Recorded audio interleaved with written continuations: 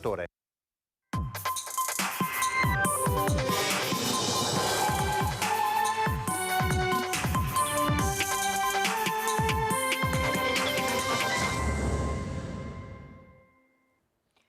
Buongiorno, ben ritrovati. Domenica 7 gennaio 2024, siamo in diretta come tutti i giorni in onda con purtroppo in apertura un fatto di cronaca avvenuto a Padova. 3 corpi senza vita sono stati trovati in uno stabile abbandonato in via Guido Reni nel quartiere dell'Arcella circa ieri sera alle 22:30, quando la polizia è intervenuta dopo essere stata avvertita presso l'ex istituto Configliacchi, una struttura che deve essere ristrutturata. A segnalare la presenza dei 3 cadaveri sono stati alcuni cittadini stranieri che in quello stabile cercano un riparo per la notte. Sono loro che hanno dato l'allarme sul posto. Oltre ai poliziotti delle volanti e della squadra mobile sono stati fatti intervenire i vigili del fuoco, la polizia scientifica, personale sanitario e un medico legale. Non sono stati riscontrati segni di violenza e all'interno della stanza sono stati trovati residui di un braciere acceso. È probabile che la causa del decesso dei 3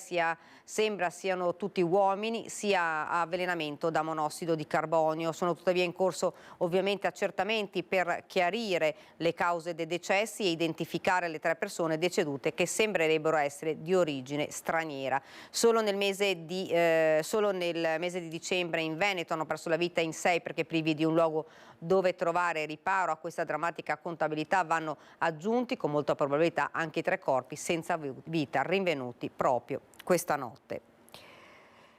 E andiamo da Padova a Treviso, perché nella Marca anzi, ed esattamente a Possagno, perché c'è stato un terremoto, una scossa di magnitudo fortunatamente lieve 2,4, la terra dunque è tornata a tremare domenica mattina, poco prima delle 8, la scossa è stata avvertita nei comuni del circondario, al momento non si segnalano danni a cose o persone. L'Istituto Nazionale di Geofisica e Vulcanologia ha emesso poco fa una segnalazione di avvenuto terremoto. La scossa fortunatamente si è verificata alle 7:58 con epicentro nel territorio, come vi ho detto, di Possagno. Ed ora il maltempo che ha colpito soprattutto le zone di Casale sul Sile e di Silea. A Silea è stato aperto anche il COC, Protezione Civile nella notte, ma anche i carabinieri che hanno monitorato il livello dell'acqua del fiume del Sile. Ieri è stata una giornata difficile, oggi ha piovuto tutta la notte, continua a piovere e dovrebbe in teoria migliorare la situazione nella giornata di oggi, poco nel primo pomeriggio. Questa è la situazione, ma vediamo che cosa è accaduto nella giornata di ieri con l'apertura poi del COC e le 2 zone che sono state colpite. Vediamo il servizio.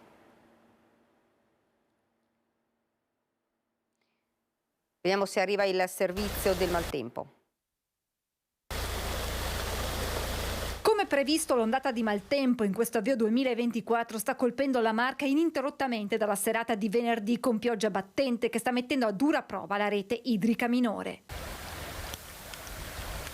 Fossati e canali in alcune zone della provincia ormai al limite, come qui tra San Giacomo e Mignagola Carbonera.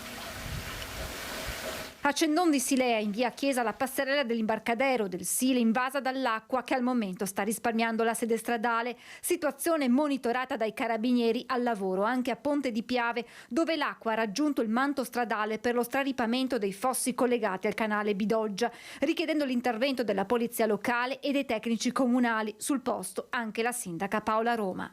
Si sta intervenendo per risolvere la situazione dovuta allo straripamento di un fossato in via Fossadelle di sopra a Ponte di Piave, frazione di Negrisia. E il maltempo proseguirà nelle prossime ore. Il meteo regionale infatti prevede tempo perturbato con precipitazioni estese su tutta la regione, in genere consistenti, localmente anche abbondanti, specie su prealpi pedemontana e pianura nord-orientale. Fino alle 14 di domani stato di attenzione, livello giallo per criticità idraulica nei bacini dell'Alto Brenta, Bacchiglione Alpone, del Basso Brenta, Bacchiglione, del Livenza, Lemene e Tagliamento. E proprio alla luce di queste previsioni sono state annullate tutte le partite dall'eccellenza alla terza categoria, giovanili e campionato donne. Ed ora andiamo invece a Riese Pio X, dove per noi c'è il nostro Lucio Zanato. Maltempo, però la vasca di espansione, vediamo se lo vediamo il nostro Lucio. Vediamo, dovrebbe essere in collegamento con noi, eccolo qua, lo vediamo. La vasca di espansione che ha salvato davvero Castelfranco, non è la prima volta. Sentiamo Lucio, buongiorno.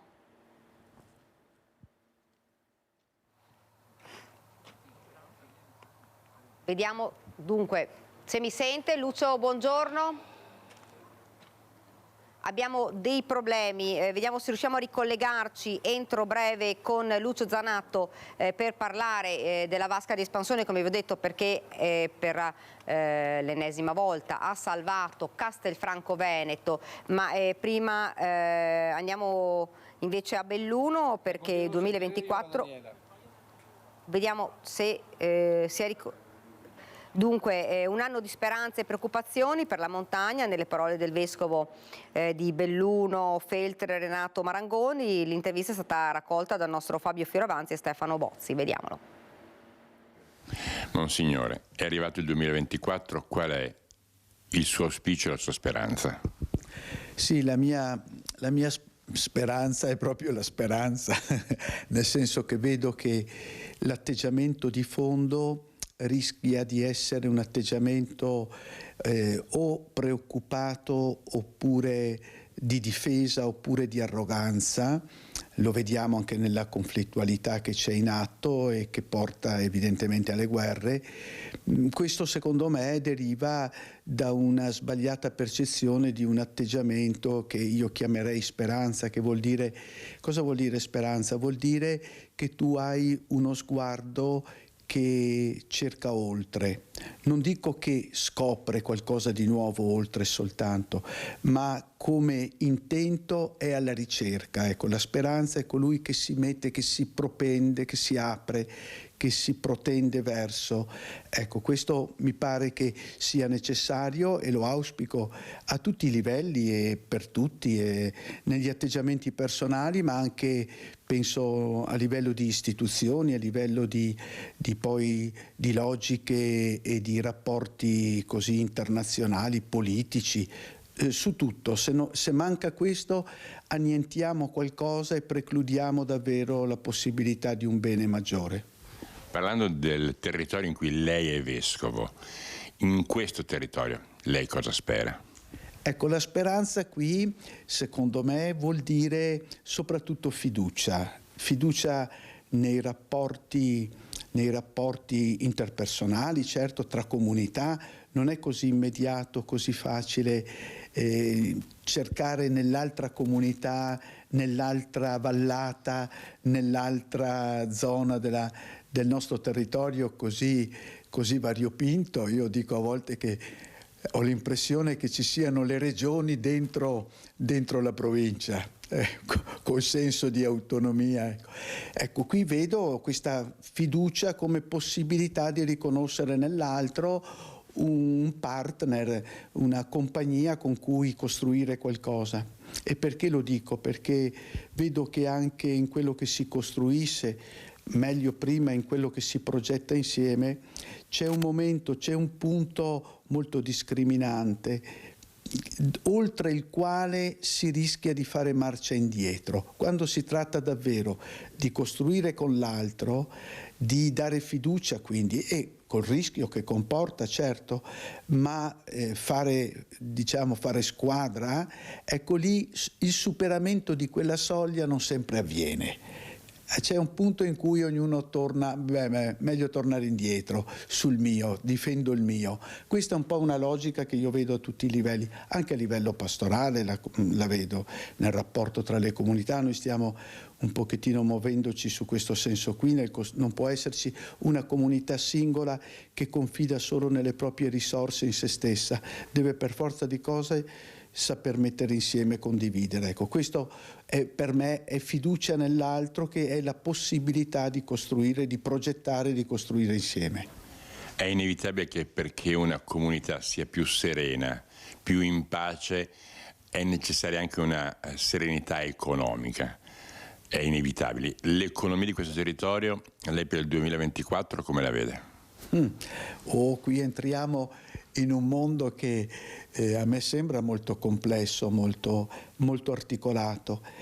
Dire oggi economia, secondo me, vuol dire tanti aspetti e sono tante le componenti dell'economia, tanto quanto l'economia rischia di essere molto condizionata dalla logica di finanza, rischia di essere compromessa con i grandi interessi sul piano anche così amministrativo, politico.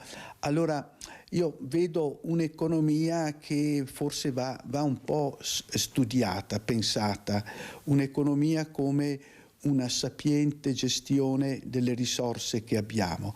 A me sembra che ci siano delle risorse, ci sono risorse anche così. Entriamo nel mondo del lavoro, quante possibilità di lavoro, ma chi è che ha la possibilità e la capacità di coordinare, di leggere quello che sta succedendo, di segnalare alle comunità ciò di cui c'è bisogno? Ecco, questa sapienza nell'economia, questo poter interpretare ciò che sta avvenendo, sia come esigenze, sia come anche possibilità reali che abbiamo, io lo sento mancante. C'è un'economia abbandonata a se stessa, ognuno si fa la propria economia. Ecco. Qui mi appello anche a chi ha responsabilità sul piano così della comunità civile, un saper leggere insieme come si sta sviluppando a vari livelli tutto ciò che noi facciamo rientrare nella dinamica dell'economia. A me sembra che non sempre avviene. Senta, parlavamo prima del Santo Padre e penso anche a chi lo ha preceduto con la passione per la montagna e per lo sci. Questa montagna avrà le Olimpiadi, tante polemiche, tante preoccupazioni, tante cose ancora in forse. Lei da spettatore questa vicenda come la vive? Guardi, io su questa questione qui io la vedo emblematica, perché si è capito dove è nata l'idea? Forse sì.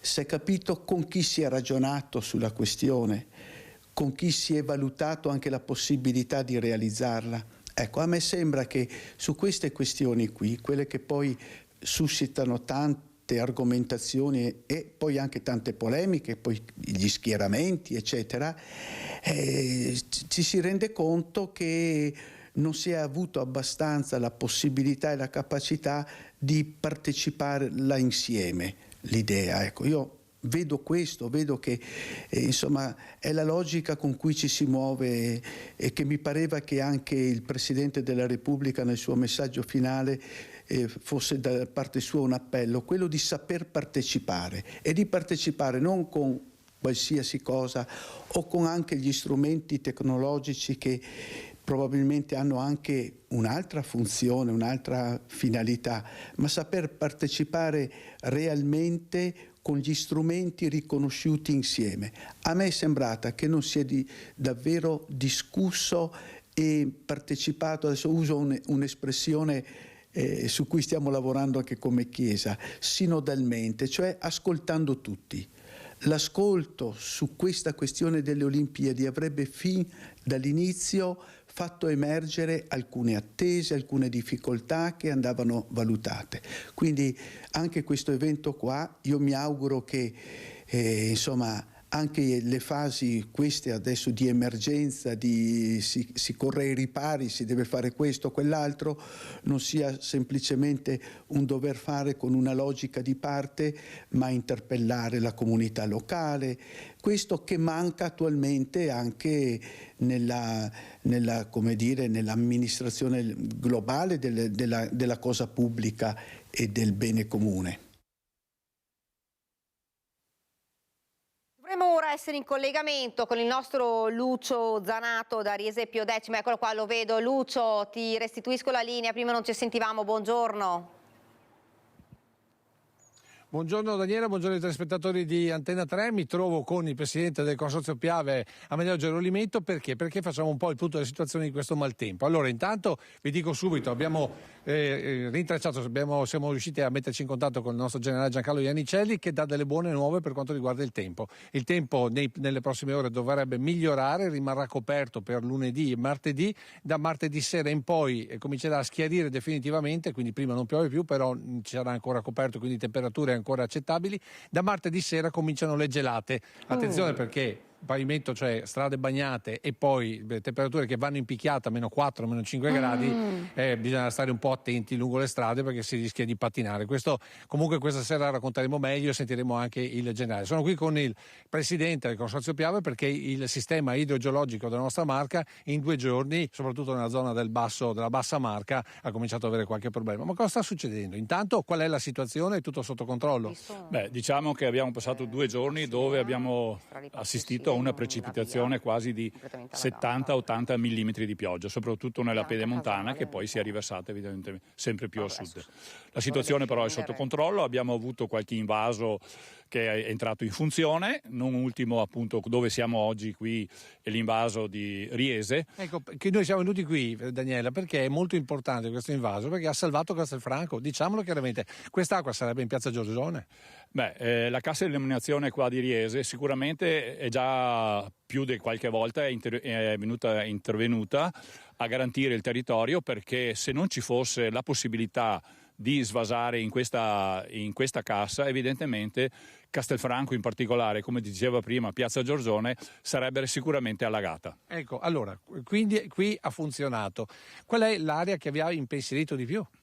Beh, diciamo che come zone in generale la piovosità è stata abbastanza distribuita e i nostri corsi d'acqua hanno consentito sostanzialmente, e le casse di espansione, teniamo presente che sul nostro territorio abbiamo circa 3 milioni di metri cubi di invaso delle nostre casse, che sono circa 32-33, e le ultime che abbiamo realizzato è in quel di San Fior e anche in quel di Asolo, un'ultima, e questo ha permesso sostanzialmente di affrontare momenti come questi. Ecco, però noi abbiamo sentito il sindaco Rossella Cendron, che è più preoccupata per il Sile che si sta innalzando e che sta diciamo così coprendo la zona di Cendon, che non ad esempio il Melma, che storicamente è invece il fiume che gli crea dei problemi in città. Beh, diciamo che il Sile è un fiume che fa presto ad alzarsi come livello, per la sua natura anche, e oltre che essere un corso d'acqua importante come anche il Piave, che in questi momenti hanno avuto il Piave un po' meno indubbiamente, grazie alle nevicate in montagna e la pioggia non si è riversata subito nel letto, mentre il Sile è un fiume che appunto per sua natura fa presto a variare di livello. Mentre abbiamo sulle zone più in sinistra Piave, mi riferisco al Monticano o al Livenza, il Livenza è molto lento nelle sue salite e nelle sue discese come livello, perciò là abbiamo ancora in funzione sia le idrovore e anche le chiavi che sono ancora chiuse, mentre per quel che riguarda il discorso del Monticano le idrovore sono già spente e le chiuse sono già state riaperte, perciò la situazione sta volgendo, come è stato anticipato prima, verso il buon tempo, diciamo. Senta, per ultimo il Piave, perché noi siamo abituati che il Piave è quello che è maggiormente sotto osservazione quando comincia a piovere, perché tutti hanno paura del Piave. Il Piave invece? Il Piave adesso forse sta salendo un po', però siccome in montagna nevica l'acqua non si riserva, non si riversa nel bacino del Piave e di conseguenza mantiene un suo livello controllabile. Cosa dire ai cittadini in chiusura di collegamento? Stiamo tranquilli? Situazione sotto controllo? Nessuno va sotto acqua? Beh, diciamo che il mondo sta cambiando, il clima sta cambiando, noi dobbiamo adattarci a questi cambiamenti. Evidentemente queste forme di piovosità saranno sempre più frequenti e sempre più repentine, e purtroppo speriamo che la piovosità resti contenuta nei 70, 50, 70, 80 mm, perché di fronte a questo abbiamo visto che siamo in grado di governarla e gestirla. Se abbiamo situazioni eccezionali come quelle che purtroppo abbiamo visto, non so, in Emilia o in altri posti, quello che è successo in Emilia, con le situazioni che abbiamo, è evidente che facilmente potrebbe verificarsi anche qui da noi. Sì, la soluzione comunque rimane quella delle vasche di espansione, lo vediamo qui a Riese. La soluzione è una, cioè sono diverse. Bisogna innanzitutto che come cittadini abbiamo rispetto dei canali, I rifiuti buttiamolo nei raccoglitori. Li avete trovati? Non buttiamola nei canali, perché poi per esempio questi rifiuti intasano magari i tombinamenti che diventano delle situazioni critiche e poi favoriscono gli allagamenti. Ma al di là di questo credo che sia importante continuare anche con qualche azione di realizzazione di nuove casse di espansione. Questo sicuramente aiuta a trattenere l'acqua. Grazie Presidente, a te la linea. Grazie davvero Lucio, grazie per questo tuo collegamento, poi noi ci risentiremo più avanti proprio da Casale, che ricordiamo era stata la zona che ha avuto qualche problema in più rispetto ad altri comuni proprio ieri per il maltempo. Vi presento subito l'ospite che ci ha raggiunto qui, che è Paolo Tagliapietra, assessore alla cultura, scuola ma anche all'ambiente del comune di Spresiano. Buongiorno. Buongiorno a tutti, grazie per l'invito. Sì, io prendo un po' la palla al balzo rispetto a quello che ci aveva detto l'ospite oggi, soprattutto insomma di evitare di buttare i rifiuti nei fossi, perché poi questo causa il problema quando poi c'è il maltempo, piove tanto, e ci diceva insomma questo è un problema anche che è accaduto non solo nel comune di Treviso, di Spresiano, ma un po' in tutti i comuni, è un po' un'abitudine sbagliata, una cultura sbagliata. Sì, il Presidente del Consorzio ha detto una grande verità, nel senso che è più raro che avvengano alluvioni dai corsi principali, è più frequente che avvengano per tombinamenti dovuti all'incuria, soprattutto direi anche alla maleducazione dei cittadini che prendono i canali secondari come delle discariche, e quindi insomma questo poi i rifiuti vanno a tappare i tubi e c'è un superamento del livello del canale con invasione delle sedi stradali. E noi procediamo, proviamo a multare le persone che si rendono responsabili di questo. Non è facile prenderle, però insomma quando le prendiamo è giusto che paghino per quello che fanno.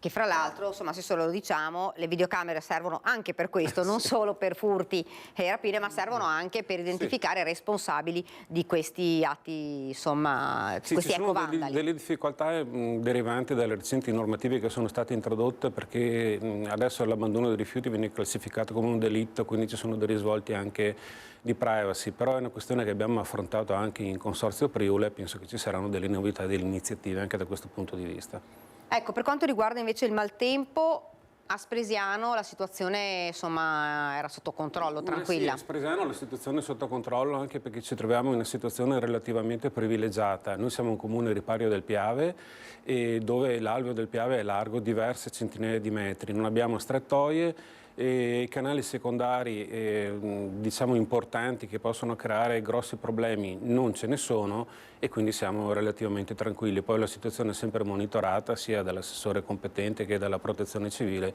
e quindi insomma i cittadini di Spresiano possono stare tranquilli. Ecco, parliamo invece anche di cultura, perché insomma assessore anche alla cultura, tante le iniziative nel 2023, tante ce ne saranno anche nel 2024. Facciamo magari un excursus di quello, insomma, delle più importanti che sono state, insomma, che ci sono state nel comune di Spresiano. L'avvenimento più importante del 2023 riguarda proprio quello che è il fulcro delle attività culturali di Spresiano, e cioè abbiamo celebrato i 50 anni della fondazione della biblioteca. Spresiano ha una biblioteca molto importante, e basti pensare che a fronte di circa 12.500 abitanti abbiamo un patrimonio librario che si aggira attorno ai 65.000 titoli, e vi posso assicurare che per un comune di queste dimensioni si tratta di un livello molto molto importante. Poi Spresiano anche qua ha una questione di posizione, è un po' baricentrica tra Treviso e Conegliano, e vista la sua posizione e le sue anche dimensioni, le sue capacità, attira anche persone dai comuni contermini. Le iniziative appunto sono principalmente due e riguardano una che può essere considerata un'emanazione della biblioteca, dell'attività della biblioteca, che è l'Università del Tempo Libero, e l'altra è la rassegna estiva Estate in Villa che facciamo. Io sono molto orgoglioso di presentare l'Università del Tempo Libero, perché è un'iniziativa che nel corso degli anni ha continuato a crescere, a riscuotere successo. Ha circa 170 iscritti, che sono, credetemi, tantissimi, con una presenza media alle riunioni di circa 70-80 persone, con relatori anche di primissimo livello, come per esempio il professor Mario Guderz, di cui parleremo subito dopo, e con iniziative che portano anche le persone a visitare i luoghi. Ad esempio l'anno scorso siamo andati a visitare la Cappella degli Scrovegni, l'Orto Botanico e la Specola di Padova. Siamo usciti a Venezia con il professor Guderzo e abbiamo fatto un viaggio nella pittura del Tintoretto di Tiziano, siamo andati alla mostra di De Chirico, e comunque insomma tante iniziative, tante ce ne saranno ancora perché abbiamo intenzione di andare al Castello di Miramare o in altri luoghi, ma sempre accompagnati da persone di alto livello che oltre alla competenza, che è ovviamente necessaria, sanno anche unire una capacità affabulatoria, perché le persone vanno coinvolte, le cose vanno raccontate, bisogna sempre mantenere l'interesse da parte di chi espone. E poi abbiamo le rassegne estive che abbiamo avuto, sono incentrate soprattutto sul teatro con personaggi, anche qui artisti di primo livello, e noi, visto che siamo arrivati da anni difficili determinati dal Covid, e soprattutto nelle ultime 2 edizioni abbiamo spostato il baricentro verso la parte più allegra, quindi tanta commedia. Abbiamo avuto ospiti Leonardo Manera, Deborah Villa, Andrea Pennacchi, il Poiana, Marco Paolini, insomma tante persone, coordinate dallo Stivalasso, della compagnia teatrale di Vicenza che si occupa di commedia dell'arte, e con un successo, un riscontro che ci ha veramente, veramente inorgoglito. Ecco, abbiamo dovuto anche mandare via persone perché rischiavamo di superare la capienza consentita dalle norme di sicurezza. Quindi insomma io direi che Spresiano è una realtà culturalmente viva. Ecco, una cosa che può interessare proprio attiva in questo periodo è un corso di fumetto tenuto da Paolo Gallina, noto illustratore e autore di Spresiano, e che ha già avuto una prima parte, ma che proprio per il riscontro che ha avuto ha ricevuto richieste di continuare, quindi chi vuole partecipare a questo corso può contattare la biblioteca di Spresiano, insomma, e esserci. Aperto sia ai ragazzi che anche adulti. E questo perché? Perché a Spresiano abbiamo la biblioteca che ha una ricchissima parte dedicata proprio ai fumetti e ai manga anche giapponesi, quindi insomma riunisce e suscita interesse. Soprattutto da parte dei giovani. Sì, questo. soprattutto da parte, ma non solo, Non perché solo. il fumetto è un mondo strano, attira anche gli adulti. Ecco, c'è un'altra iniziativa invece che avverrà fra pochissimi giorni, è un libro. Sì. Di cui poi facciamo vedere se riusciamo a mandare in onda la locandina, eccola qui, Sì. vediamo se riusciamo a farla vedere tutta. Ed è, diciamo, la ciliegina sulla torta. E perché dico questo? Perché si tratta della presentazione di un libro appunto scritto dal professor Mario Guderzo, che è stato lo scopritore della scultura che vedete nella locandina, che è la Maddalena giacente del Canova. Una scultura che si riteneva persa, si sapeva che esisteva e che era andata in Inghilterra, ma non si sapeva dove fosse finita, e poi invece tramite ricerche, tramite la presenza di un calco in gesso alla Gipsoteca Canoviana e alla presenza di altri disegni, è stata riscoperta proprio dal professor Guderzo, che per chi non lo sapesse è stato direttore della Gipsoteca Canoviana di Possagno, oltre ad aver avuto altre esperienze prestigiosissime sia a Bassano che alla Biblioteca Bertoliana di Vicenza. E quindi in questo libro avrà occasione di parlare, ovviamente come ha già fatto in passato, del Canova, e vi assicuro che sentire parlare del Canova dal professor Guderzo è una gioia per le orecchie, che anche appunto di questa statua che fa parte di, forse possiamo definirlo un ciclo, cioè dell'ultimo periodo del Canova che si dedicava alle sculture giacenti, quindi alle sculture poste in senso orizzontale. Inutile dire che le sculture del Canova sono di una meraviglia assoluta, è proprio il vertice, l'acme della scultura neoclassica, e insomma è un'occasione da non perdere. Ecco, vogliamo ricordare quando ci sarà questa presentazione? Ecco sì, appunto, dimenticavo, ci sarà sabato prossimo, il 13 gennaio, alle 10:30 presso i locali della Biblioteca di Spresiano. Siccome la capienza è un po' quella che è e prevediamo un grosso afflusso, qualora gli spettatori fossero interessati a partecipare, converrebbe telefonare alla Biblioteca di Spresiano per riservare il posto. Ovviamente l'ingresso è gratuito. Ecco, quindi è possibile anche riservare il posto in modo da garantirsi insomma l'ingresso. Sì, per non stare in piedi o per addirittura essere respinti all'entrata, perché i locali sono quelli che sono, ma ecco. E questo è il 2023, insomma 2024 che è appena iniziato con questa iniziativa, ma ce ne saranno anche altre. Sicuramente ovviamente. tante altre. Noi continueremo a implementare le rassegne teatrali, anche perché poi parlavo prima di Estate in Villa, non è solamente teatro, è cinema, è spettacoli per i bambini. Ad esempio nell'ultima edizione abbiamo avuto spettacoli di burattini giocoleria che hanno fatto impazzire i bambini che non sono più abituati a questo tipo di attività. E cinema, io dico anche sia comico che anche di impegno civile, perché ricordo che ad esempio qualche anno fa sono stati l'unica amministrazione del Veneto sicuramente nell'evento a proporre Sulla mia pelle dedicato alla vicenda di Stefano Cucchi, quindi c'è anche una parte civile che invita a riflettere le persone, e quindi una rassegna completa che cominceremo a programmare proprio in questo periodo appena terminate le feste. E poi insomma man mano basterà anche seguire il sito del comune o il profilo Facebook e tutto viene presentato, ecco. Quindi diciamo che, ecco, non posso fare a meno di ricordare però che ovviamente tutto questo non sarebbe possibile senza l'aiuto tecnico sia dell'ex bibliotecario Daniele Pavan che dell'attuale dottoressa Cosmi, e soprattutto perché il sindaco Marco Della Pietra mi dà fiducia e mi dà anche le risorse finanziarie per fare tutto questo. Quindi ecco, perché tutto questo bisogna dire che costa molto.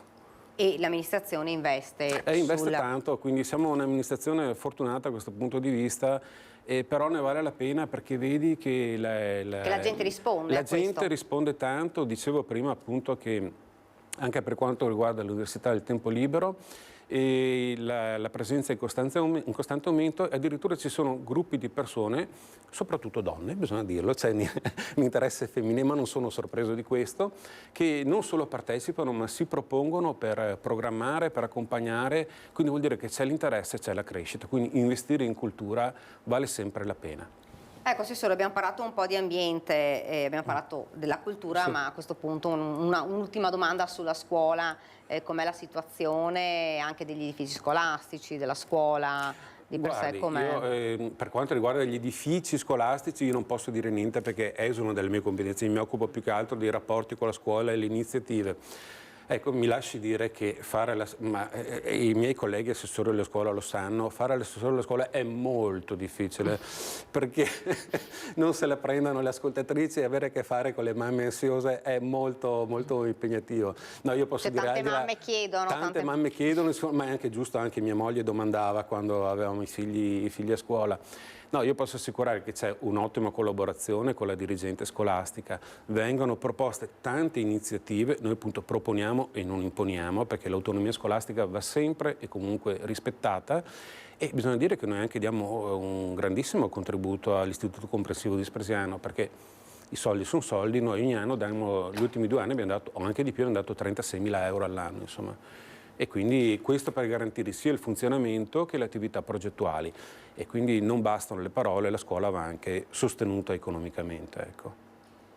Assessore, intanto io la ringrazio perché insomma ci ha fatto un excursus. Ricordiamo prima di lasciare andare in pubblicità l'appuntamento che ci sarà per la presentazione di questo libro e la possibilità anche di riservare l'ingresso, il posto per poter sentire dalle parole. Sì, non perdetevelo perché è veramente un'occasione, insomma. Ecco, lo vogliamo ricordare insieme il giorno? Il sabato 13 gennaio, ore 10:30 presso la biblioteca di Spresiano. Intanto la ringrazio, Assessore, grazie per essere stato con noi. Io mi fermo per qualche istante di pubblicità, poi torniamo nuovamente in studio con altri collegamenti e altri servizi. Siamo tornati nuovamente in studio, continuiamo con la cronaca, con la notizia con cui abbiamo aperto questa prima edizione. I corpi delle 3 vittime dell'avvelenamento da monossido scoperte ieri notte a Padova sono stati trovati in una piccola stanza senza finestra, il primo piano dell'ex Configliacchi, un istituto creato per la formazione scolastica e professionale delle persone cieche, un posto abbandonato da anni, usato come riparo da senzatetto e persone ai margini della società, spesso oggetto di controlli da parte delle forze dell'ordine. In passato Più volte porte e finestre erano state sbarrate, ma ogni volta venivano forzate da chi cercava un riparo, soprattutto durante le fredde notti invernali come quella di ieri. L'ultimo sopralluogo nell'ex Configliacchia era venuto nell'ottobre scorso, quando la polizia trovò all'interno alcuni immigrati irregolari e piccole quantità di stupefacenti. A sprigionare il monossido potrebbe essere stato lo spegnimento di alcune braci che 3 avevano posto in un contenitore di alluminio per scaldarsi. I resti che sono stati trovati dalle forze dell'ordine, lo ricordiamo, avvertiti da altri stranieri, da alcuni stranieri che erano entrati in questo alloggio per poter trovare riparo, ed hanno trovato i 3 corpi, le 3 vittime ormai senza vita.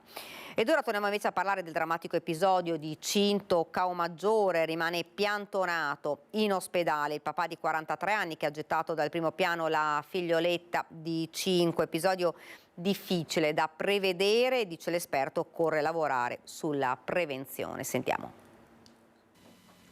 Ha lasciato l'ospedale di Oderzo per essere trasferito in quello di Portogruaro, dove rimane piantonato dai carabinieri il professionista 43enne che a Cinto Caomaggiore ha gettato dal terrazzino al primo piano della sua abitazione la figlioletta di 5 anni che trascorreva con lui, separato dalla compagna, le giornate precedenti all'Epifania.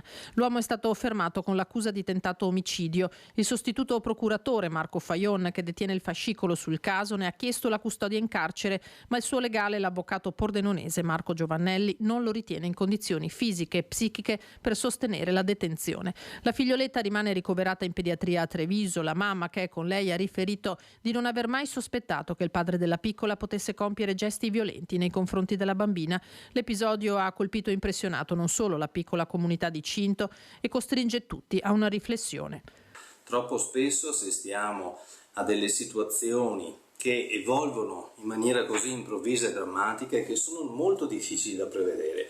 Qui ci possono essere diverse cause che hanno fatto evolvere questo episodio. Una di queste può essere una tendenza depressiva di questa persona o dei malesseri importanti che hanno fatto sviluppare poi una tendenza a dipendere forse in ambito affettivo, e quindi nel momento in cui queste situazioni tendono ad avere un'evoluzione negativa e quindi a cessare un rapporto importante come può essere il legame matrimoniale, purtroppo si crea un vero breakdown della persona e quindi una caduta verticale del sistema dei valori che possono portare anche ad una fase delirante. Non dobbiamo essere punitivi, sebbene la rabbia sia tanta, ma rispetto alle persone che in questo momento stanno soffrendo ma non sono aiutate da nessuno, dobbiamo cercare di fare veramente prevenzione. Questo fa la differenza.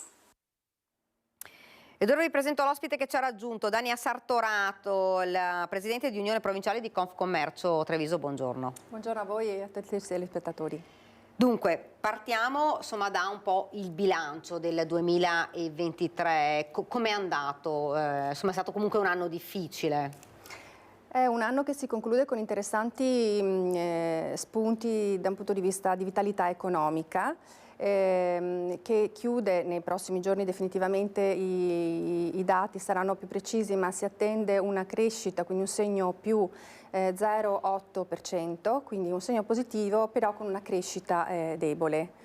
I segnali di vivacità economica che comunque si possono sottolineare, che hanno caratterizzato il 23, sono l'aumento dell'indice di fiducia delle famiglie, che è un interessantissimo aspetto dell'economia, e lo stesso la tenuta dell'occupazione, il mantenimento del rallentamento della crescita dell'inflazione, che aveva alzato la cresta nel 23 ed era arrivata a 2 cifre, oggi invece si attesta intorno al 2%. E poi soprattutto la vivacità della Black Week di novembre, ma più ancora gli 8 milioni e mezzo di italiani che hanno comunque deciso di mettersi in viaggio durante le festività di Natale. Quindi valori che hanno contraddistinto un'annata che si chiude con un segno anche se timido ma positivo, e ci portano all'ingresso del 2024, che è un nuovo anno nel quale si prevede un rallentamento dell'economia, principalmente dovuta all'incertezza dei mercati internazionali. Per chi spera nel 2024 si parte già con un rallentamento in realtà. Allora, le previsioni sono di un rallentamento dovuto appunto agli scenari internazionali, dell'incertezza economica, delle turbolenze che si registrano nei mercati delle materie prime. Tuttavia il 24 è previsto in scia con il 23, cioè una crescita dello 0,9%.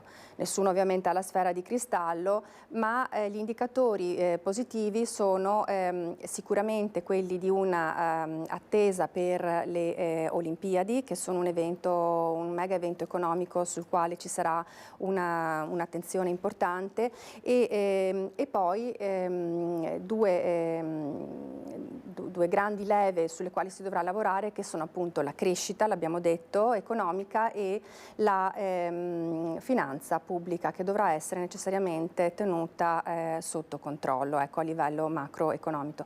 Per quanto riguarda quest'ultima voce, sicuramente ci dovrà essere un rigore nella spesa pubblica, andremo incontro ad una parziale privatizzazione nel corso del 24 e sicuramente ad un impegno, intensificazione al contrasto all'evasione e all'elusione fiscale a livello, diciamo, generale. Per quanto riguarda la crescita si registra importante la voce del credito.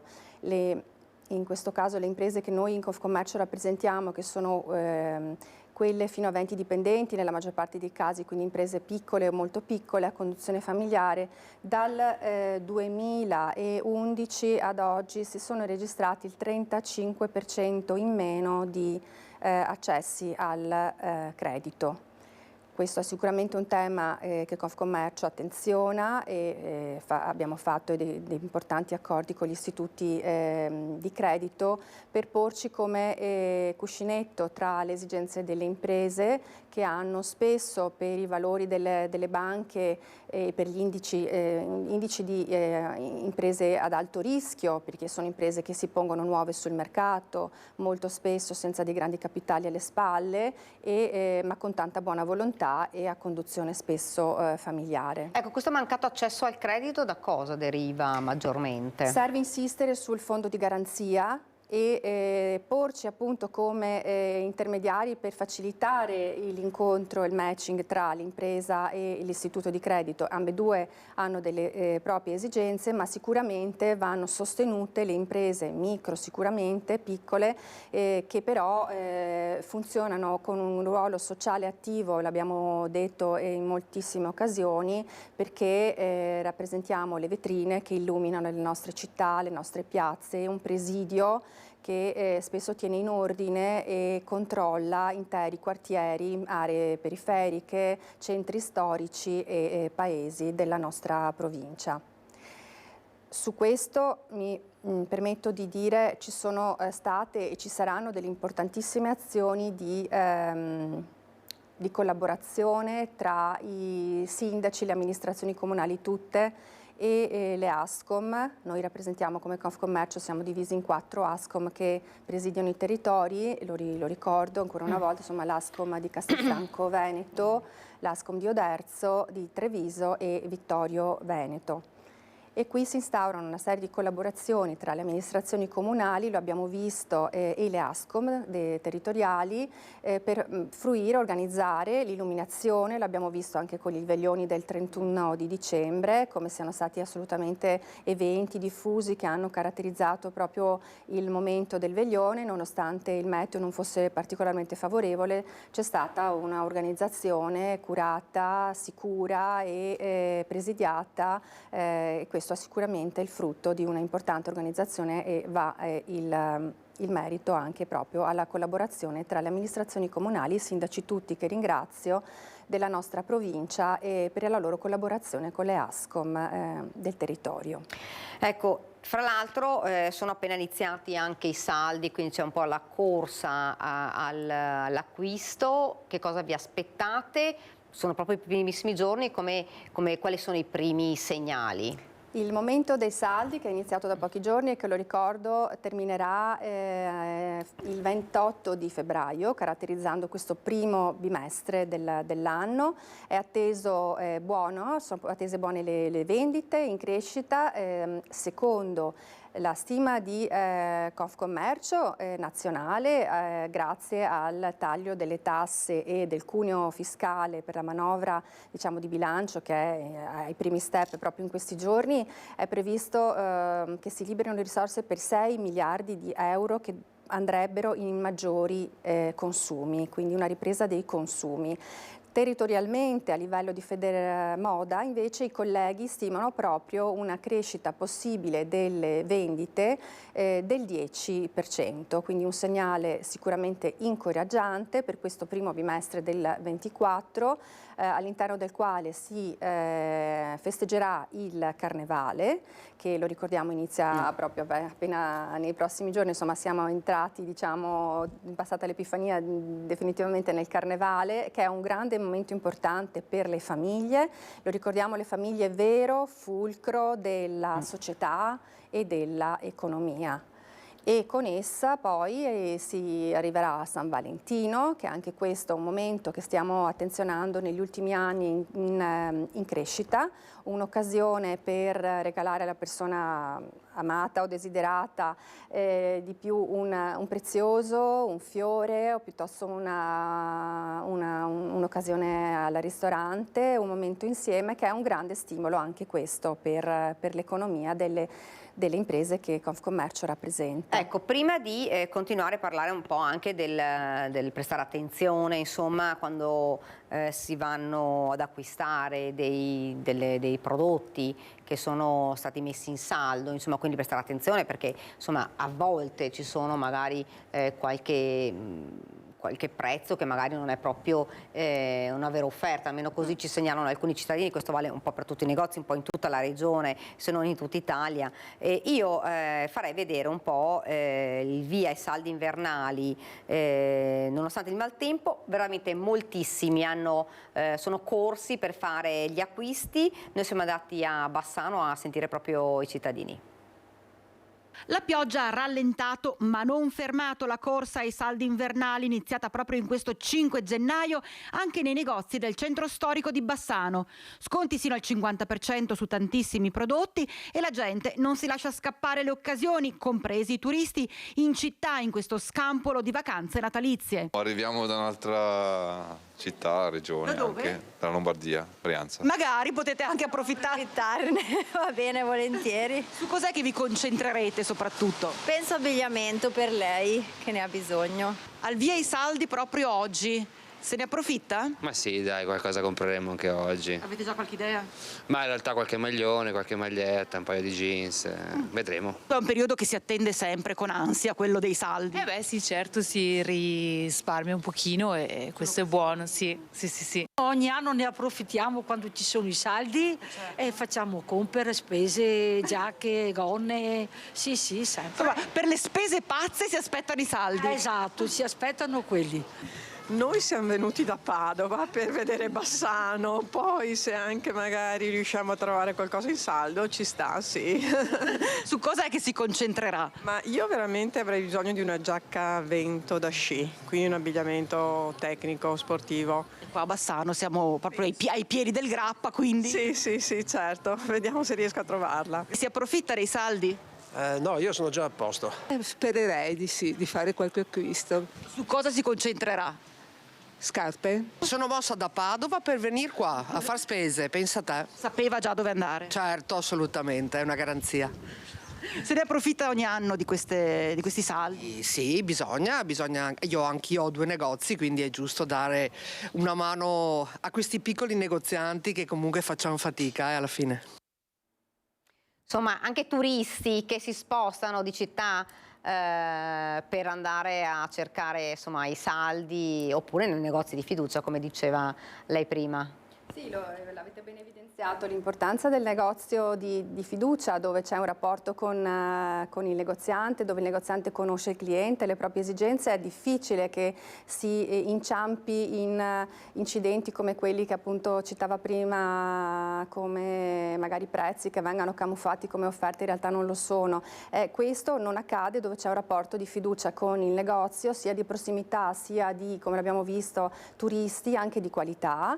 Ecco, voi l'avete proprio ben evidenziato con questo servizio, come anche territorialmente chi si trova a Bassano e arriva dalla Lombardia o dallo stesso Veneto, ma dalla provincia diversa, può essere Padova piuttosto che un'altra, sono in realtà dei turisti interni e turisti molto probabilmente dalle testimonianze raccolte di qualità, ed è quello su cui si punta, cioè mantenimento di una clientela anche fedele, di fiducia, in un rapporto in cui normalmente non ci sono poi sorprese, e anche proprio un turista e un cliente di qualità. Ecco, dopo la sbornia, se possiamo così definirla, degli acquisti online di alcuni anni passati, soprattutto legati al periodo del Covid, oggi c'è un ritorno ad un acquisto lento, ponderato, che riflette che non è un acquisto spesso impulsivo come l'abbiamo anche appena ascoltato, ma un acquisto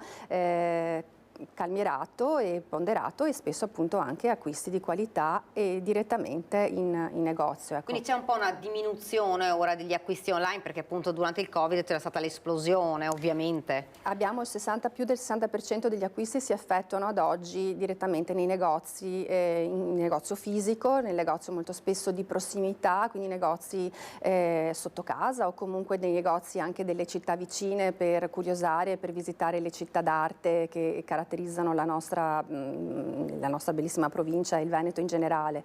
Ecco, queste sono sicuramente elementi da attenzionare anche per lo sviluppo di quello che poi sarà l'organizzazione anche per la stagione primaverile. Avremo occasione di riparlare con dati più puntuali, ma ecco, sicuramente quello che si può affermare rispetto anche a questa riforma, a questa legge di bilancio che sta varando i primi step, c'è una grande curiosità, un po' da una parte per la riforma delle aliquote IRPEF, che diventeranno 3 e che dovrebbero liberare in questo modo delle risorse, quindi una minore imposizione fiscale, una riduzione anche del cuneo.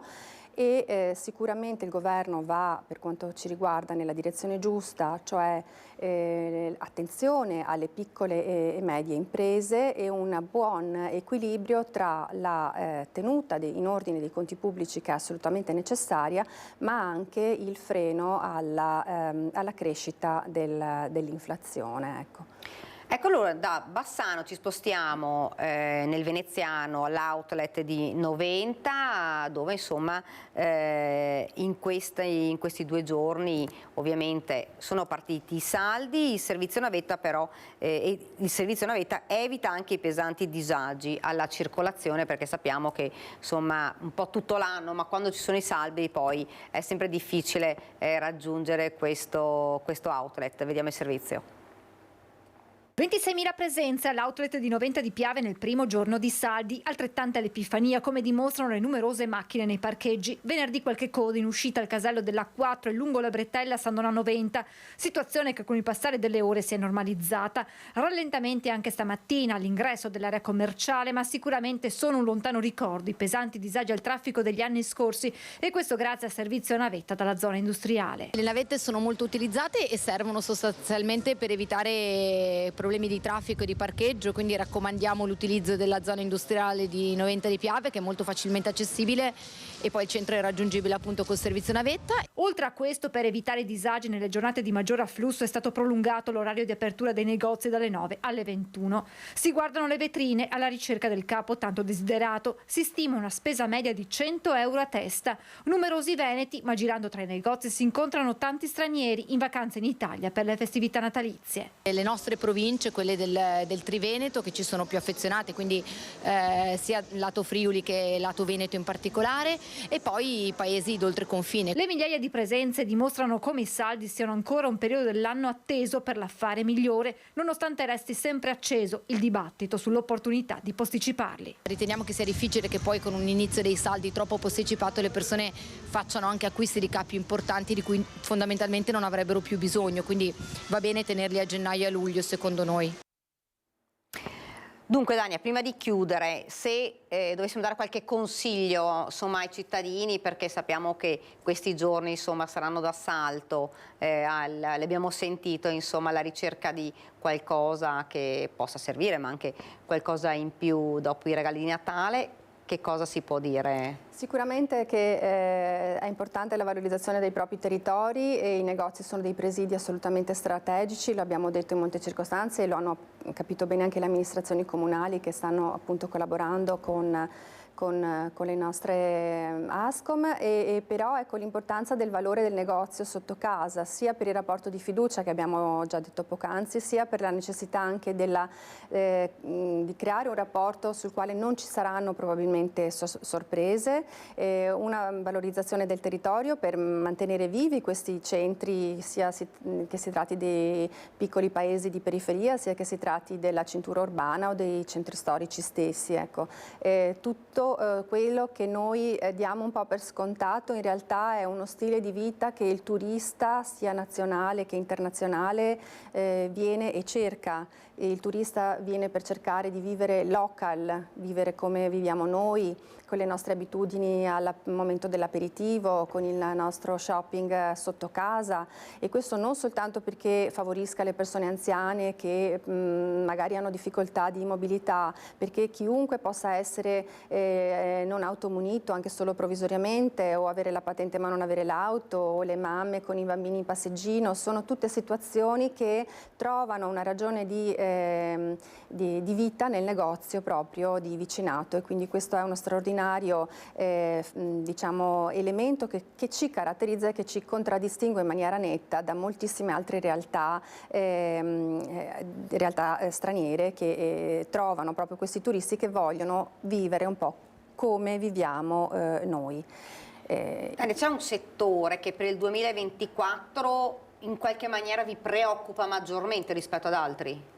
Allora, diciamo che la caratterizzazione delle vendite, l'abbiamo detto, più nel negozio fisico che in online, che è comunque in netto diciamo, calo rispetto agli anni precedenti, sono elementi che favoriranno un focus attento di tutti i nostri settori che rappresentiamo, che lo ricordiamo sono tanti, dalla ristorazione all'alberghiero, alle agenzie viaggi per quanto riguarda il turismo, ai negozi di agenzie immobiliari, ai mediatori stessi, a tutto il settore della distribuzione alimentare, quindi ecco, Federottica, Federmoda, quindi sono tantissimi settori che attenzioniamo con focus bimestrali o trimestrali, e staremo sempre a monitorare quali potranno essere le esigenze che di volta in volta emergeranno per la tenuta e per il maggior sviluppo delle imprese che rappresentiamo. Ecco. Contiamo che con ogni probabilità il secondo semestre del 24 sarà un semestre di deciso miglioramento, proprio in vista anche dei mega eventi che attenderanno dalle Olimpiadi, che avranno una ricaduta sicuramente importante nel nostro territorio, allo sviluppo di attività di medio termine, quindi anche guardando un pochettino oltre al 24, cercando di intercettare le nuove tendenze, il turismo che cambia, le esigenze di un mercato che è in continua evoluzione, e con esso un importante cambiamento anche del cliente consumatore finale. Quindi insomma Dania, un primo semestre con qualche difficoltà, ma poi insomma una speranza ad una ripresa migliore per il secondo semestre del 2024. Esatto, l'attesa è comunque di un anno con una crescita anche per quest'anno comunque l'abbiamo detto, intorno all'1%. Speriamo di sbagliare in difetto, che si tratti invece di un anno con dei risultati maggiori, ma comunque l'impegno ci sarà e avanti tutta. Ecco. Io ringrazio davvero Dania Sartorato per essere stata con noi. Mi fermo, grazie, mi fermo. Qualche istante di pubblicità, torniamo in studio perché avremo qua un altro ospite e parleremo anche di cronaca. Pubblicità.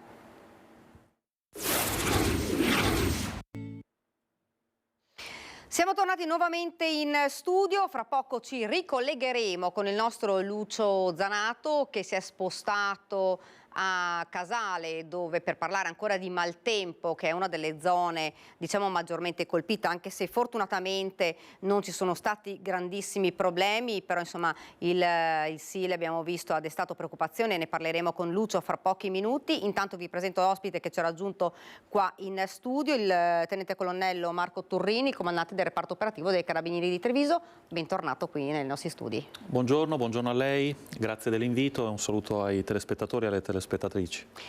Partiamo subito con un servizio un po' che riepiloga l'attività dei militari dell'Arma di Treviso, il 10% in più di ore di presenza in esterno, boom di sanzioni, poi ne parleremo anche con il comandante, ne abbiamo parlato davvero spesso di automobilisti che sono stati trovati alla guida in stato di ebbrezza. Vediamo il servizio.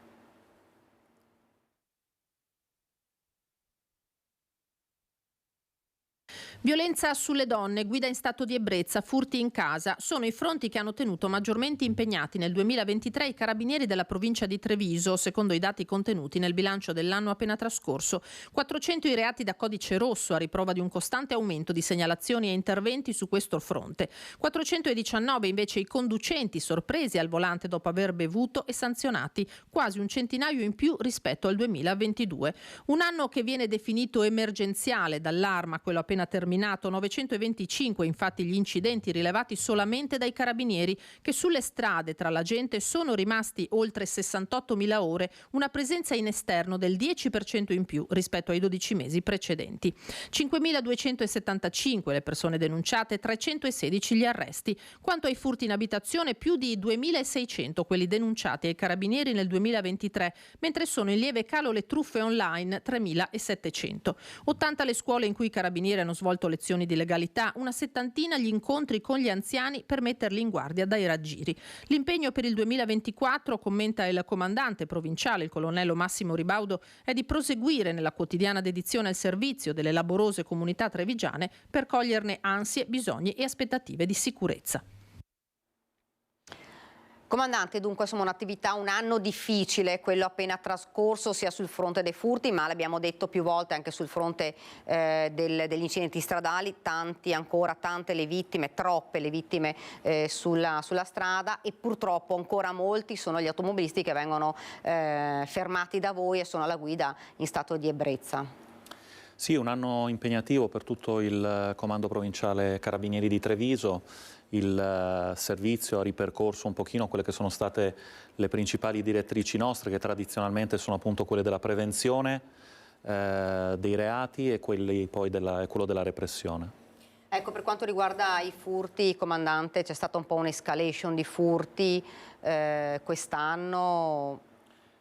Sì, abbiamo avuto un aumento, come avviene solitamente in alcuni periodi dell'anno, soprattutto verso la fine dell'anno, e diciamo a questo abbiamo cercato di contrastare questo incremento con una maggior presenza sul territorio. Difatti il dato sicuramente più confortante credo sia quello proprio dei controlli su strada, che abbiamo incrementato di oltre il 10% rispetto all'anno scorso, 140.000 controlli del territorio, quindi tra persone e mezzi controllati, sono una cifra importante, è una cifra che contiene un database per noi di informazioni molto importante, perché ci consente proprio di avere un monitoraggio sul territorio, non solo in tempo reale, ma poi questo è una base per la nostra analisi e per poter cercare appunto di comprendere come si muovono questi malfattori sul nostro territorio, e quindi cercare poi di individuarli grazie ovviamente all'attività che svolgiamo, alle indagini che svolgiamo sotto la direzione valutazione dell'autorità giudiziaria. Ecco, e fra l'altro non ci stanchiamo mai di ripeterlo, fondamentale è la collaborazione dei cittadini, lo diciamo spessissimo perché per voi è importante avere una segnalazione tempestiva proprio per riuscire ad arrivare sul posto in maniera rapida. Sì, assolutamente, anche nei mesi scorsi sono state svariate proprio le attività operate dalle nostre stazioni presenti sul territorio, ma anche dai nostri radiomobili, no? Le nostre gazzelle, le autoradio che intervengono, diciamo, al nostro pronto intervento. La collaborazione dei cittadini è stata fondamentale, ci ha consentito molto spesso appunto di operare degli arresti in flagranza, ma anche di ricavare delle segnalazioni che poi messe incrociate ci hanno consentito poi di risalire agli autori di numerosi reati. Non è un compito facile, i furti in abitazione sono sicuramente una nostra priorità, ed è una priorità a livello nazionale per l'Arma dei Carabinieri e per tutte le forze di polizia, ma noi sentiamo ovviamente questo impegno, questo dovere nei confronti ovviamente delle comunità trevigiane, di chi si sente violato in quella che è la sua sfera più intima, no? La sfera privata, la sfera non solo nel patrimonio, ma la sfera anche un po' dei propri così, momenti più intimi, e quindi è chiaro che l'attenzione sarà massima, lo sarà anche nel 2024. Ecco, noi abbiamo fatto un po' un excursus dei dati relativi al bilancio dell'attività dei Carabinieri, ma ci sono anche altri dati importanti sempre riguardo a questo bilancio. Sì, ormai diciamo che la nostra attività anche in provincia di Treviso non è solo l'attività tradizionale fatta dalla cosiddetta arma territoriale, quindi dai carabinieri delle stazioni, dei radiomobili che voi vedete, ma anche quella delle nostre specialità. Qui a Treviso appunto abbiamo la fortuna di avere molti comandi che si occupano proprio di alcune branche specifiche in tema di tutela dell'ambiente, tutela dei luoghi di lavoro, e quindi con i nostri NAS, con il NIL, con i carabinieri forestali nel 2023 abbiamo svolto delle attività molto importanti, proprio a tutela di quelli che sono alcuni beni tutelati dalla Costituzione e che dobbiamo garantire sempre più. Pensiamo alla tutela dell'ambiente, che ormai è diventato veramente un obiettivo primario, dove l'Arma, grazie appunto ai carabinieri forestali e anche al nostro nucleo operativo ecologico, può sicuramente dare delle risposte importanti sia in termini preventivi, quindi di tutela dell'ambiente, tutela del paesaggio, sia in termini repressivi per chi commette delle infrazioni che vanno appunto a rovinare quelle che sono i nostri territori, che sono tra i più belli in ambito nazionale, insomma. Ecco, non so se la regia riesce a seguirmi, e io farei vedere, perché questo è stato un anno anche difficile sul fronte degli omicidi, purtroppo ce ne sono stati diversi proprio a Treviso, 2 femminicidi, uno nel trevigiano e uno, lo ricordiamo, nel veneziano, oltre a tutti i femminicidi che ci sono stati in tutta Italia, perché magari quando diciamo così poi la gente ci dice sì, ma tanti anche in tutta Italia, ed è vero, però io vorrei tornare, e dopo magari so che di questo insomma il comandante non potrà parlare, però è importante perché è stata un'attività investigativa importante che ha portato all'arresto del secondo dei 3 presunti esecutori materiali di un delitto, quello di Margherita Ceschin, che secondo la procura fu uccisa su mandato dell'ex marito Enzo Lorenzon, stanco di pagare l'assegno mensile alla donna in Spagna, dove erano fuggiti 2 dei presunti esecutori materiali del delitto. Uno di loro è stato catturato. Sentiamo. Stiamo proseguendo le indagini nei confronti degli altri 2 soggetti che secondo noi sono gli esecutori materiali insieme a Lorenzo Antonio. Così aveva dichiarato lo scorso 25 luglio il procuratore di Treviso Marco Martani, annunciando i primi 4 arresti per l'omicidio su commissione a Conegliano della 72enne Margherita Ceschin, trovata morta a fine giugno nella sua abitazione. Mercoledì sera El Vendrell, 70 km da Barcellona, è finito in manette José Luis Mateo Garcia, 29 anni, dominicano, considerato uno dei 3 esecutori materiali del delitto, in concorso con Sergio Antonio Lorenzo, già in cella, e con il fratello di quest'ultimo, Joel, tuttora ricercato.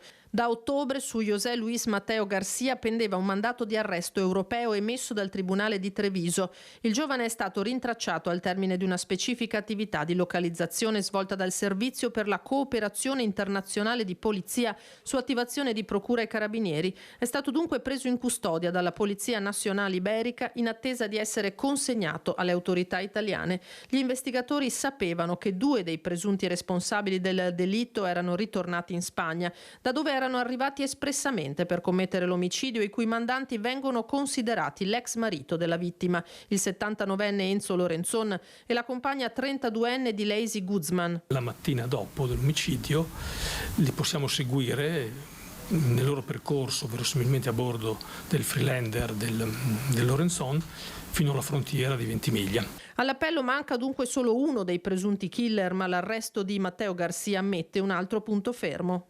Eravamo fiduciosi che questo avvenisse, anche perché la città era stata sconvolta da un ennesimo caso di femminicidio e ci aspettavamo tutti questa conclusione. Grazie alle forze dell'ordine abbiamo fiducia nella giustizia, ma ci aspettiamo una pena esemplare. Lo sforzo fatto dalle forze dell'ordine è stato encomiabile, hanno fatto delle indagini incredibili, il risultato è stato ottenuto. Adesso ci affidiamo alla giustizia e speriamo che questa persona debba e rimanga in carcere molto a lungo.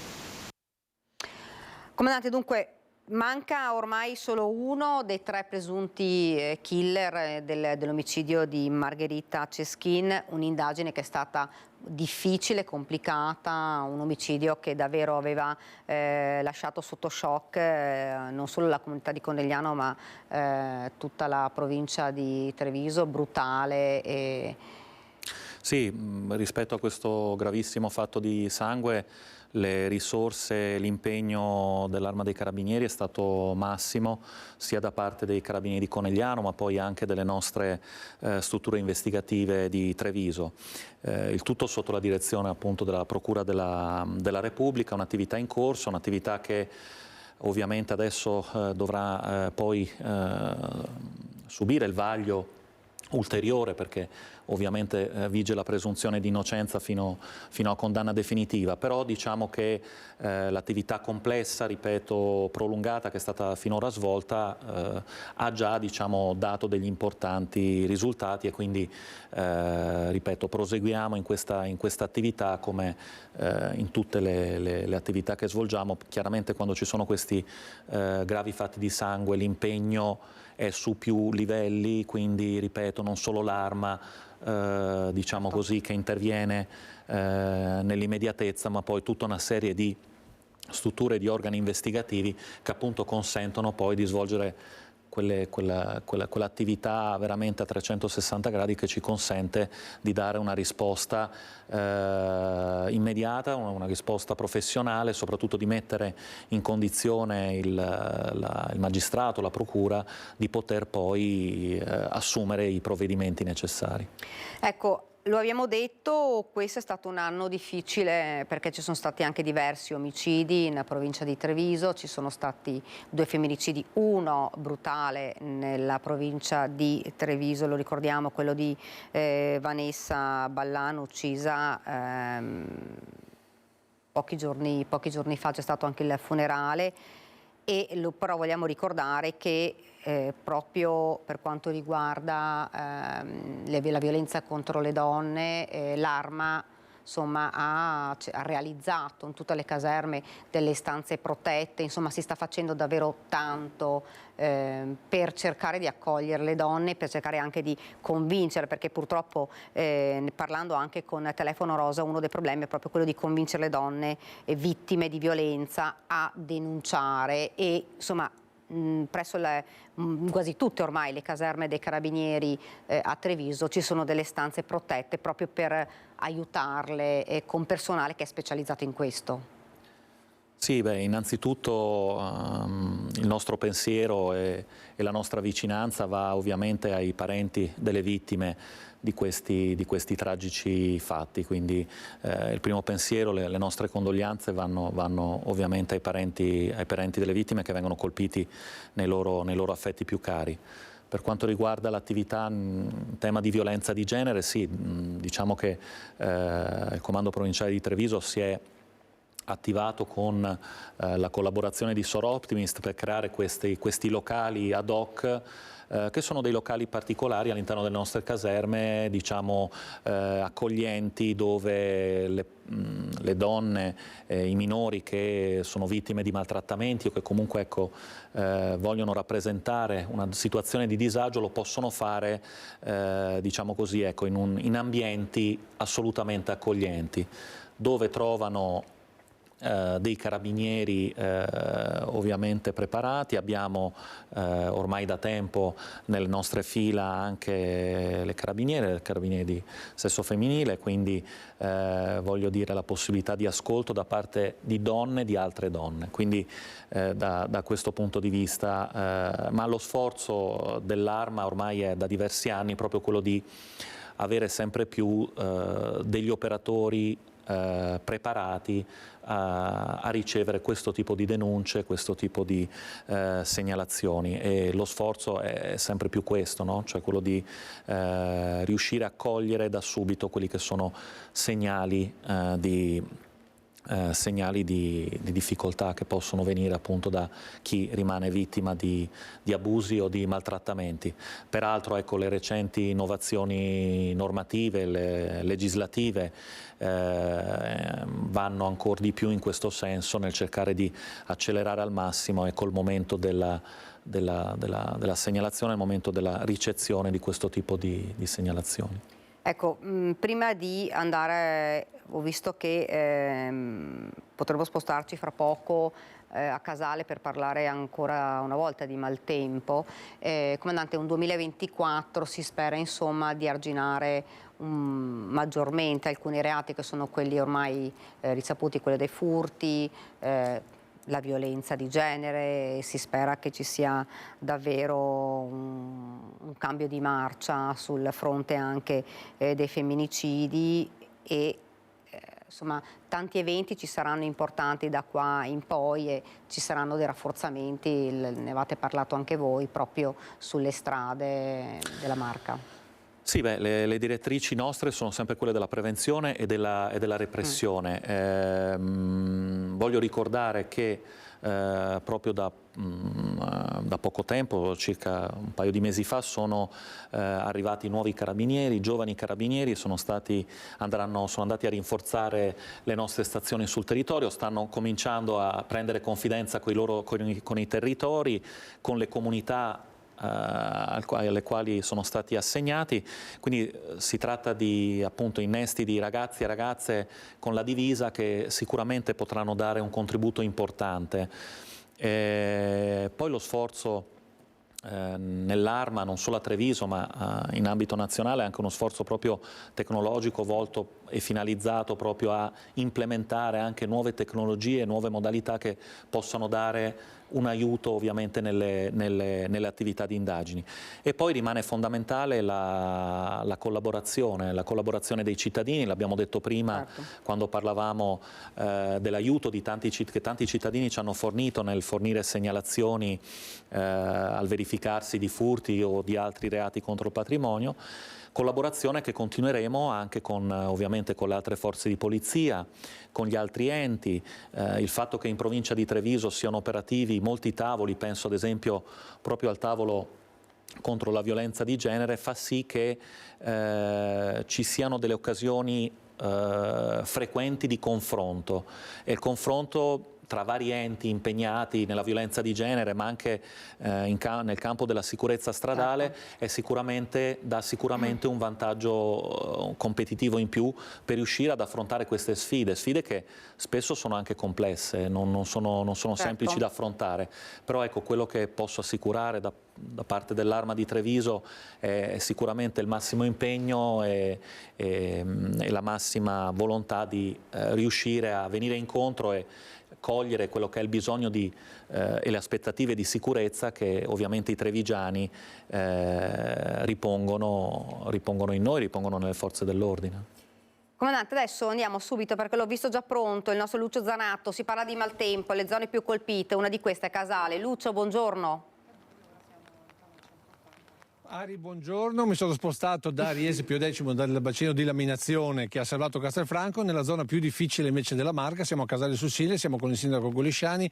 Sindaco, insomma, qui siamo al porticciolo e insomma, siamo andati sotto. Sì, buongiorno a tutti. Sì, stanotte abbiamo avuto qualche difficoltà, però fortunatamente ci eravamo mossi per tempo, perché abbiamo visto una crescita inusuale del Sile nonostante ci fosse un'allerta verde, quindi non avevamo delle criticità, diciamo, conclamate, però abbiamo visto che il fiume cresceva e quindi ci siamo attivati. Ho aperto il COC ieri sera e abbiamo attivato le squadre di protezione civile. Ecco, questa volta cosa avete fatto? Visto che c'è una ruspa qui in parte, della sabbia, cosa avete combinato? Sì, abbiamo appunto portato della sabbia, perché uno degli edifici qui del porticciolo, che è la parte più di via San Nicolò, che è la parte più bassa di Casale, aveva delle problematiche di acqua, perché l'acqua, non so se vedete, è arrivata fino alle case.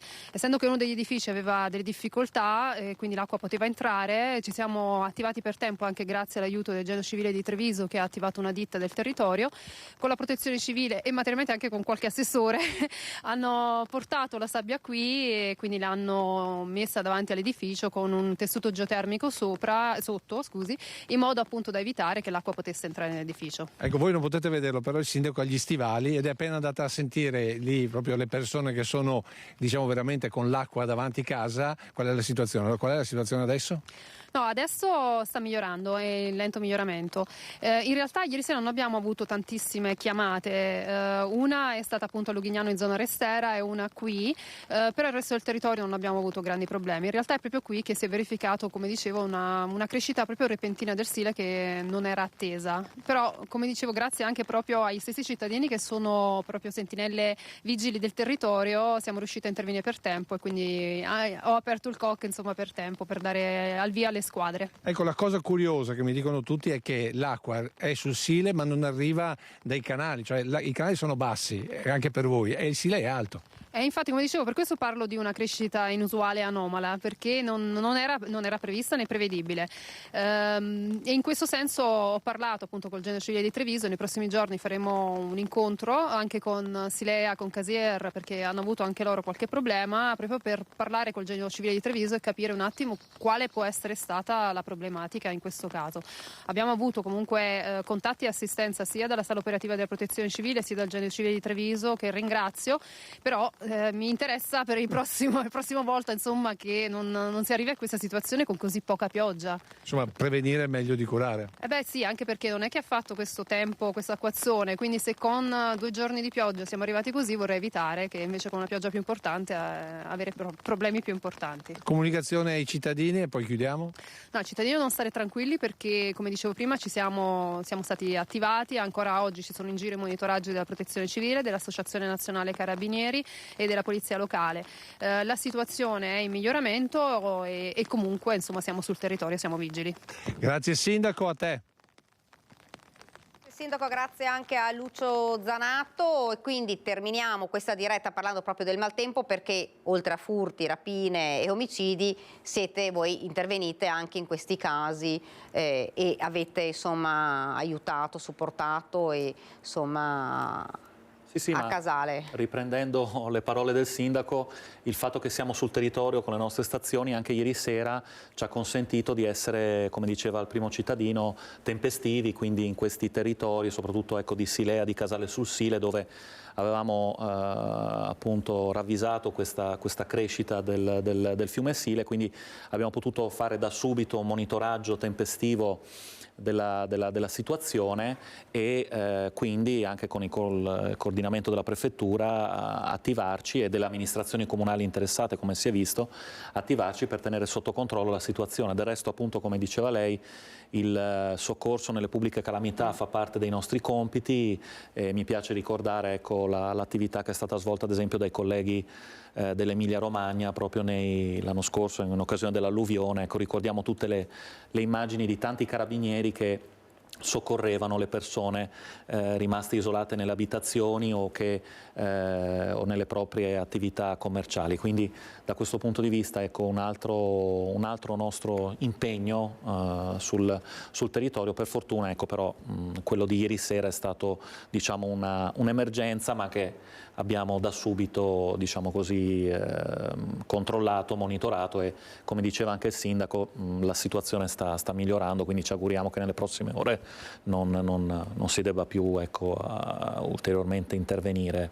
Ecco, abbiamo visto dall'ombrello del nostro Lucio Donato che sta ancora piovendo, però sentendo il generale Iannicelli poi questa sera vi faremo sentire dalle sue parole, proprio dalla sua voce, le previsioni, però situazione che dovrebbe migliorare già dal primo pomeriggio, poi sarà nuvoloso tra oggi e domani, invece da martedì, mercoledì ci sarà bel tempo, ma lo ricorderemo poi nel corso del nostro telegiornale, estrema attenzione perché ci sarà un abbassamento repentino delle temperature e quindi strade ghiacciate, bisognerà fare attenzione. Io intanto ringrazio il nostro comandante che ci ha raggiunto qui in studio, e speriamo, insomma, di averlo ancora una volta qua, perché parlare direttamente ai cittadini è importante, quindi la ringraziamo. Grazie a lei, buon anno a lei e ai telespettatori e ai telespettatrici di Antena 3.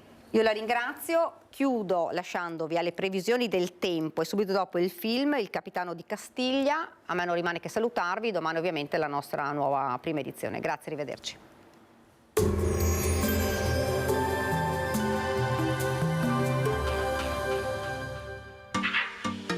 Tremonti, attrezzature e materiale per saldatura professionale a Montebelluna. Bentrovati al meteo. Scenario ancora movimentato e dinamico. La perturbazione farà sentire i suoi effetti anche domenica 7 gennaio. Vediamo il dettaglio. Sul Veneto ancora precipitazioni localmente intense, in diradamento nel corso della giornata e in esaurimento nella notte. Quota neve in calo fino a 700-900 metri sulle Dolomiti, 900-1200 metri sulle Prealpi. Temperature in lieve calo, minime tra 3 e 6 gradi, massime tra 7 e 9 gradi all'incirca. Spostiamoci ora sul Friuli Venezia Giulia. Fino al mattino possibili piogge residue che poi nel corso della giornata cesseranno gradualmente, maggiori schiarite sul Triestino. Temperature minime tra 3 e 5 gradi, massime sui 10-12 gradi. Infine diamo uno sguardo al Trentino Alto Adige, dove avremo delle ultime deboli precipitazioni al mattino, forte vento da nord in quota e in alcune vallate. Temperature minime intorno allo 0 o di poco superiori, massime sui 7-8 gradi. Dal meteo di Antena 3 è tutto, grazie per l'attenzione, arrivederci.